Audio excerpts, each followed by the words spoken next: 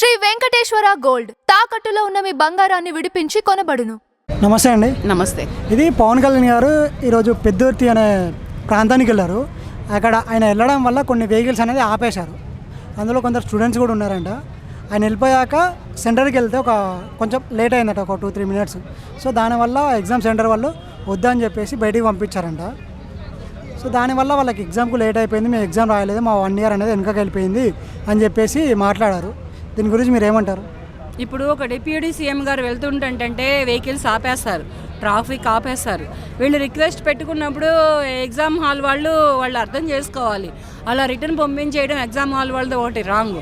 ఎందుకనంటే మరి పవన్ కళ్యాణ్ గారు మరి ఆ టైంలో అక్కడికి ఎందుకు వెళ్ళారో తెలీదు. ఏ సందర్భంలో మరి అక్కడ ఎటువంటి సేవకి, ఎటువంటి ప్రజలకి ఎటువంటి సేవను అందించడం కోసం వెళ్ళారో తెలియదు.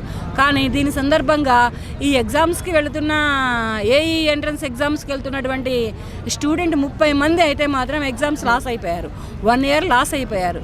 దయచేసి పవన్ కళ్యాణ్ గారు ఈ వీడియో మీ వరకు అంటూ వస్తే, నేను మాట్లాడుతున్న మాటలు మీ వరకు అంటే చేరితే ఆ 30 మందిని ఎక్కడ నష్టపోయారో, ఏ ఎగ్జామ్ హాలు, ఏ నియోజకవర్గాలలో నష్టపోయారో, మీరు ఏ దారిలో వెళుతూ ఉంటుంటే అక్కడ ట్రాఫిక్ ఆంక్షలు విధించి వాళ్ళ ఎగ్జామ్స్ని మన ట్రాఫిక్ వాళ్ళు ఆపారు. ఆ ఎగ్జామ్స్ రాయాల్సిన 30 మంది స్టూడెంట్కి స్పెషల్గా ఒక ఎగ్జామ్ పెట్టించి ఒక ఎగ్జామ్ హాల్లో ఈ 30 మందిని చేకూర్చి ఈ 30 మందికి భవిష్యత్తు ఇస్తారని, 1 ఇయర్ వేస్ట్ చేయరని కోరుకున్నాను. మీ అభిమానిగా జేఈఈ ఎంట్రన్స్ ఎగ్జామ్స్ దగ్గర వీళ్ళు లాస్ అయిపోయారు, మిస్ అయిపోయారు. కనుక ఈ 30 మంది స్టూడెంట్కి ఆ ఎగ్జామ్ని మళ్ళీ రీ ఎగ్జామ్ పెట్టించి వాళ్ళకి మీరు దగ్గరుండి ఆదేశాలను పంపించి మీరు వాళ్ళని భవిష్యత్తు కాపాడుతారని కోరుకుంటున్నాను. వీళ్ళు 1 ఇయర్ వేస్ట్ అయిపోయింది, మేము చదివిందంతా వేస్ట్ అయిపోయింది అని చాలా మదన పడుతున్నారు, చాలా చింతిస్తున్నారు. ఈ చింతనలో, ఈ మదనలో వాళ్ళు ఏ తొందరపాటు నిర్ణయం తీసుకొని ఎటువంటి ఇబ్బంది పడకుండా మీరు చర్య తీసుకుంటారని, ఇది నేను మాట్లాడిన మాటలే కానీ, నేను మాట్లాడుతున్న వీడియోనే కానీ మీ వరకు అంటూ వస్తే, ఇప్పుడు 1000 కోట్ల రూపాయలను పెట్టి బాట పట్టారు పవన్ కళ్యాణ్ గారు. మీరు చేస్తున్న ప్రజాసేవకి మీకు ఎంతోమంది ప్రజలు రుణపడి ఉంటారు. వాళ్ళ తరపు నుంచి నేను కూడా నమస్కారాలు పెడుతున్నాను. అలాగే మీరు వెళుతున్న దారిలో, మీరు ఈ 1000 కోట్లు ప్రజలకు అందించి ప్రజలకు బాట వేసే వెళుతున్న దారిలో ఈ స్టూడెంట్ అనే వాళ్ళు ఇరుక్కుపోయి ఈ స్టూడెంట్ ఎగ్జామ్ హాల్కి అటెండ్ అవ్వలేక ఒక 2-3 మినిట్స్ లేట్ అయినా కానీ ఎగ్జామ్ హాలు పంపించక, ఎగ్జామ్ హాల్లో ఉన్నటువంటి అధికారులు పంపించలేక వాళ్ళ ఎగ్జామ్స్ మిస్ అయిపోయారు.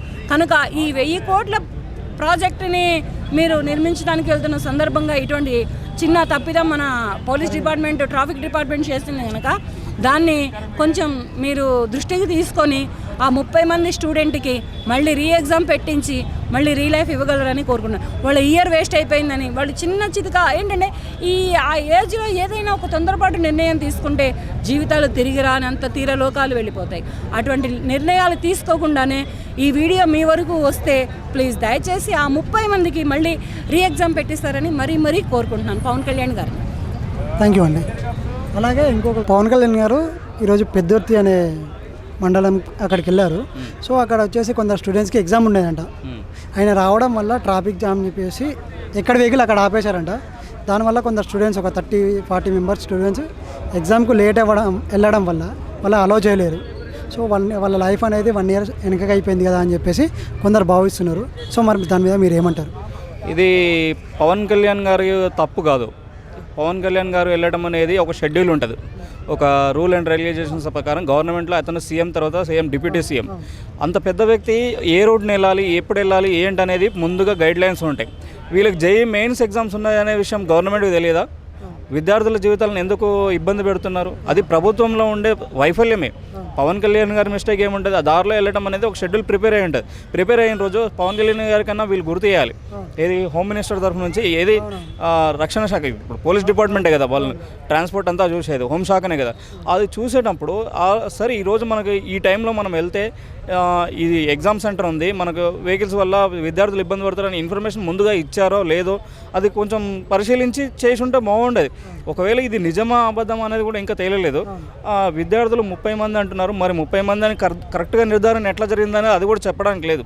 30 మంది అటెండ్ కాలేరనడానికి కారణం ఏంది? ఉన్న ఇంకా ఎక్కువ మంది ఉన్నారా లేకపోతే ఇంకా తక్కువ ఉన్నారా అది కూడా నిర్ధారణ కావాలి.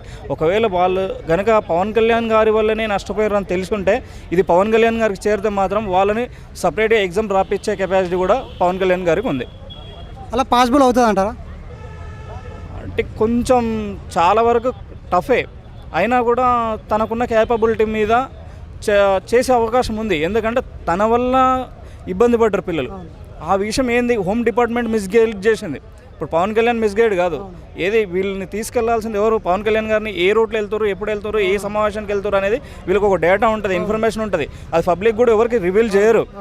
స్టూడెంట్స్కి ఏం తెలుసు ఈ రూట్లో వస్తున్నారు పవన్ కళ్యాణ్ గారు వస్తున్నారని. ఒకవేళ స్టూడెంట్స్కి ఏమైనా రివీల్ అయ్యి ఉంటే వాళ్ళే రూట్ చేసుకునే వాళ్ళేమో విద్యార్థులు.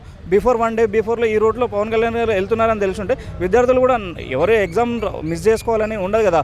మరి ఎగ్జామ్ సెంటర్లోనైనా కొంచెం ఇన్ఫర్మేషన్ ఇచ్చి సరే పవన్ కళ్యాణ్ గారి వల్ల ఇబ్బంది పడ్డారు కదా, ఆ ఎగ్జామ్ హాల్ దగ్గరనైనా ఈ ఏదైతే పోలీస్ డిపార్ట్మెంట్ వాళ్ళు ఉన్నారో ఈ సార్ వల్ల వచ్చే దారిలో ఇబ్బంది పడ్డదని చెప్పి రాపిచ్చుంటే 1 గంట ఆలస్యంగా రాపియాల్సిన అవకాశం ఉండుండే. అలాంటి చర్యలు ఎందుకు తీసుకోలేదు? అది పూర్తిగా ఒక పోలీస్ డిపార్ట్మెంట్ ఫెయిల్యూర్ అని చెప్పడానికి అవకాశం ఉంది. అయితే మనం వాళ్ళని వ్యక్తిగా మనం ఎవరు చెప్పడానికి లేదు. వాళ్ళకుండే గైడ్లైన్స్ ఏముందో ఆ పై అధికారం నుంచి ఎట్లాంటి రూల్స్ ఉన్నాయో తెలియదు కదా. పవన్ కళ్యాణ్ గారు పెద్దర్తి అనే ప్రాంతానికి వెళ్ళారు. అక్కడ కొందరు స్టూడెంట్స్ ఆయన రావడం వల్ల ట్రాఫిక్ జామ్ చేశారు పోలీసు వాళ్ళు. సో ఆ జామ్ చేయడం వల్ల స్టూడెంట్ ఎగ్జామ్ హాల్కి లేట్గా వెళ్ళారు. లేట్ అవ్వడం వల్ల వాళ్ళ బయటకు పంపించేశారు. సో మరి దీన్ని పవన్ కళ్యాణ్ గారు వీన్ని చూసిన దాని తర్వాత మళ్ళీ వాళ్ళకి కొత్తగా ఎగ్జామ్ పెట్టి ఏమైనా రాపియడం లాంటివి ఏమైనా చేస్తారా, ఎట్లా అంటారు? అప్పుడే ఆయన అనుకుంటే అప్పుడే రాపిచ్చేవాడు. ఇప్పుడు ప్రభుత్వం వాళ్ళ చేతిలో ఉంది. 1 గంట అటు ఇట్లో రాపియవచ్చు ఆయన అనుకుంటే, పెద్ద కష్టమే కాదు. అయినా ఆంధ్ర రాజకీయాల మీద అంత అవగాహన లేదు నాకు. తెలంగాణ ప్రభుత్వం కోసం అయితే మాట్లాడగలను.